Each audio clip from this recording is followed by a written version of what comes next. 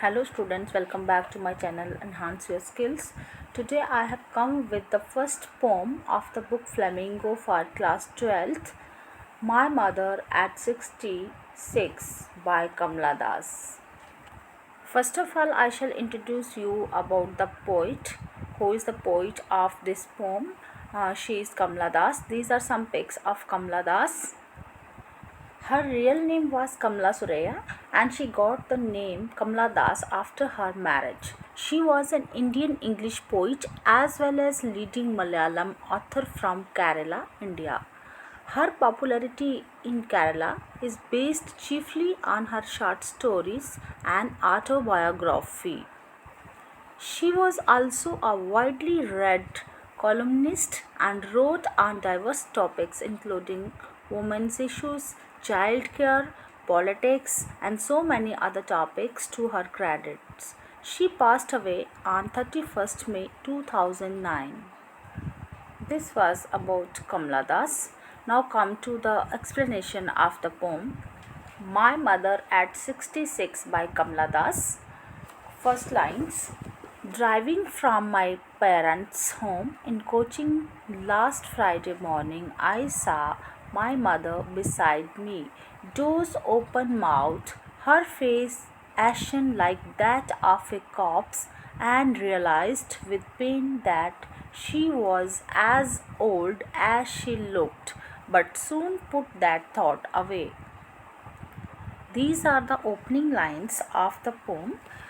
In these lines, the poet presents the poet's realization of her mother's aging. इसमें बेटा क्या बताया हुआ है कि पोइट जो है she is driving from my parents home means वो अपने पेरेंट्स के घर से कोचिन जा रही है. लास्ट फ्राइडे मॉर्निंग की बात है. वो बता रही है कि वो अपने पेरेंट्स के घर से कोचिन जा रही थी. शायद वो वहाँ पे रहती थी या उसकी वहाँ पे मैरिज हो गई थी, ये नहीं बताया हुआ इस पोम में. But she was going to Cochin and along with her mother. That means वो अपने साथ अपनी मदर को भी गाड़ी में बिठा के लेके जा रही थी up to the airport. Her mother was sitting beside her. That means उसकी मदर जो थी उसके साथ गाड़ी में बैठी हुई थी. Doors open mouth, her face ashen like that of a corpse. That means कि उसकी मदर जो उसके साथ बैठी हुई थी, तब उसने राइटर ने या पोइट ने इस चीज़ को नोटिस किया कि उसकी मदर जो थी शी वॉज स्लीपिंग और उसका जो माउथ था that was wide open.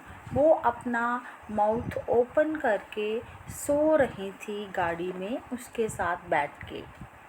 The poet noticed the old appearance of the mother during her car journey from her place to the airport at Cochin. The mother is sleeping with her mouth open as the car travels. The daughter observes her mother. The mother's face appears ashen. Ashen मतलब उसकी जो mother थी उनका जो face था वो एक उनका जो कम्प्लेक्शन था वो काफ़ी पेल लग रहा था. That's why the poet is saying that उसकी जो मदर का फेस था वो ऐश की तरह लग रहा था. वो डल लग रहा था जैसे एक ओल्ड एज में किसी भी लेडी का फेस हो जाता है, उसकी तरह उसकी मदर का फेस जो है वो अपीयर हो रहा था. She means she looked like a dead body. उनकी जो मदर थी वो एक डेड बॉडी की तरह लग रही थी. Corpse means dead body. उसकी मदर एक डेड बॉडी की तरह अपीयर हो रही थी. यहाँ पे पोइट ने सिमिली का यूज़ किया है like that of a cops. Like that of a cops means कि डेड बॉडी की तरह उसकी मदर का जो फेस है वो लग रहा था. यहाँ पे कंपैरिजन है कॉप्स के साथ उनकी मदर के फेस का. That's why here the simile has been used. इसमें पोइट इस बात को रियलाइज़ करती है कि उसकी मदर जो है शी हैड ग्रोन ओल्ड. वो बूढ़ी हो चुकी है and she felt pain for her. इसलिए उसको अपनी मदर के लिए काफ़ी पेन फील होने लगती है. But Soon she tried to get rid of this sad thought by diverting her thoughts towards the trees outside. But poet जो है जल्दी से ये सैड थॉट्स अपने माइंड से हटाना चाहती है, इसलिए वो किसी और चीज़ के बारे में सोचना चाहती है.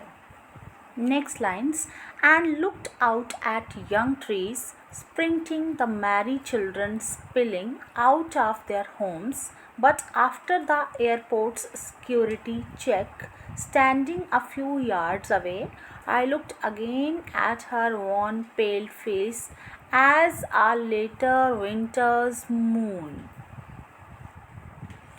The poet is sad. इसमें ये बताया गया है कि पोइट जो है काफ़ी सैड हो चुकी है अपनी मदर के फेस को देख के, इसलिए वो इस अपनी अटेंशन जो है वो शिफ्ट करना चाहती है समवेयर एल्स.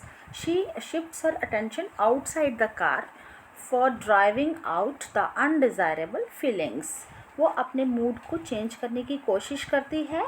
वो बाहर के सीन को देखती है. The scene from the window of the car is of rising life and energy.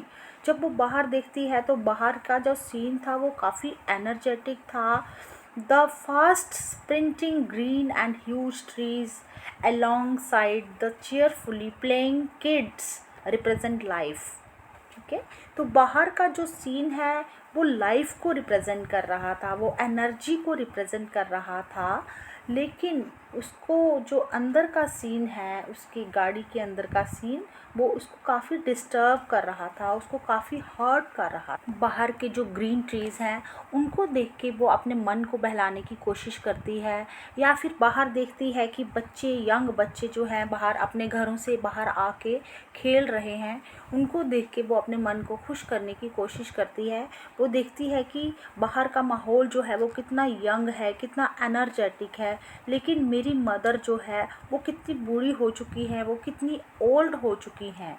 Here the poet is remembering about her own childhood. In her childhood, her mother was young and beautiful, whereas now her mother is surrounded by the fear of losing her life, and that made her insecure and sad. But after the airport security check, इसमें ये point बता रही हैं, she reaches the airport to take her flight. It shows departure and parting which makes her sad. उसको लगता है कि अब वो एयरपोर्ट पहुंच गई हैं. अब थोड़ा उसका सिक्योरिटी, जैसे ही सिक्योरिटी चेक होता है तो उसको अभी अपनी मदर को गुड बाय बोलना पड़ेगा, अभी उसको अपनी मदर को छोड़ के जाना पड़ेगा. ये चीज़ उसको और ज़्यादा सैड कर देती है. The poet is now feeling the pain of getting separated because of leaving her mother. अब पोइट को वो पेन फील हो रही है कि वो अपनी मदर को छोड़ के अभी जल्दी ही जाने वाली है. That's why she is very much sad. जब पोइट का सिक्योरिटी चेक हो जाता है तो पोइट जो है कुछ थोड़ी देर दूर खड़ी होकर अपनी मदर को फिर देखने लगती है. I looked again at her worn pale face as a late winter's moon. Poet कहती है कि मैं थोड़ी दूर होकर अपनी मदर के फेस को दोबारा देखने लगी. Her mother appeared weak and pale, just like the moon in winter season, which seems to have lost all its strength. Poet कहती है कि उसकी मदर का फेस एक ऐसे लग रहा था जैसे कोई विंटर्स मून होता है, जो कि एक धुंधला दिखाई देता है, जो क्लियर दिखाई नहीं देता है, जो इतनी ज़्यादा एनर्जेटिक दिखाई नहीं देता है. तो उसकी मदर का जो फेस था वो भी एक विंटर मून की तरह दिखाई दे रहा था. पोइट को लगने लगा कि उसकी मदर में किसी तरह की भी स्ट्रेंथ नहीं बची है.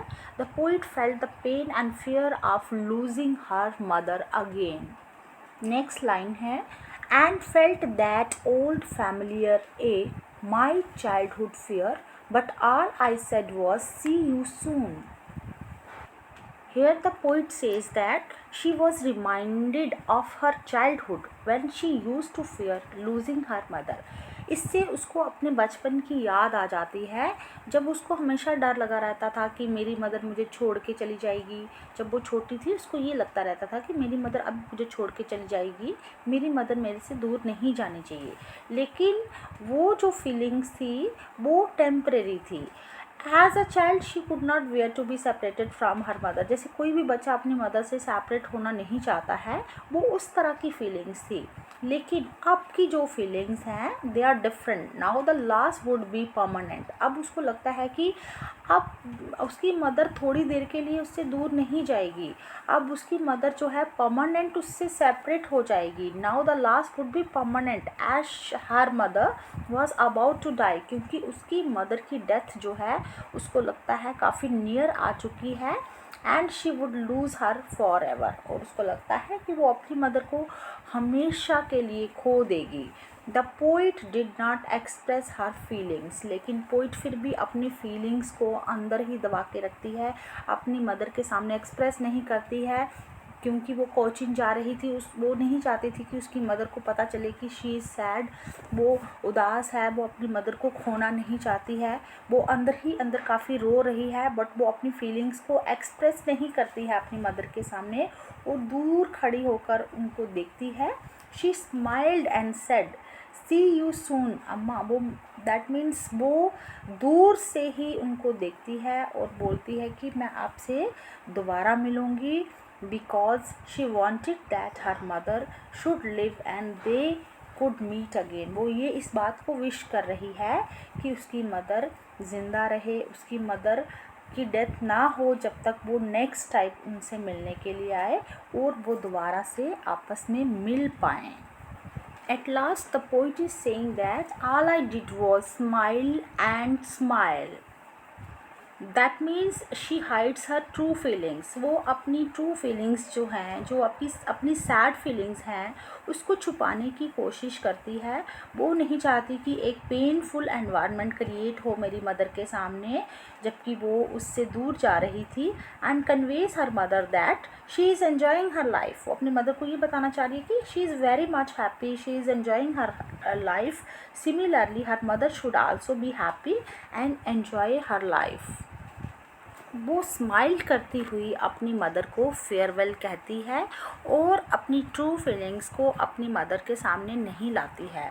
To conclude we may say that my mother at 66 summary revolves around the beautiful relationship between the poet and her mother. इसमें इस पोएम में ये बताया हुआ है, एक ब्यूटीफुल रिलेशन बताया हुआ है एक डॉटर का और एक मदर का।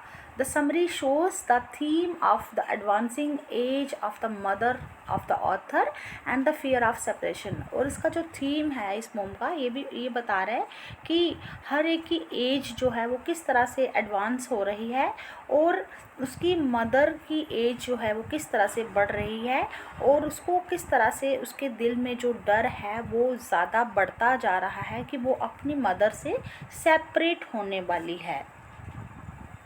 इस पोम में हमें एक ब्यूटीफुल बॉन्ड देखने को मिल रहा है between the mother and the daughter. It shows that how beautiful a relationship a mother and a daughter can have. एक मदर और डॉटर का रिलेशनशिप कितना ब्यूटीफुल हो सकता है, ये इस पोइम इस बात को रिफ्लेक्ट कर रही है। Thank you. Please don't forget to subscribe my channel and share with your friends and relatives.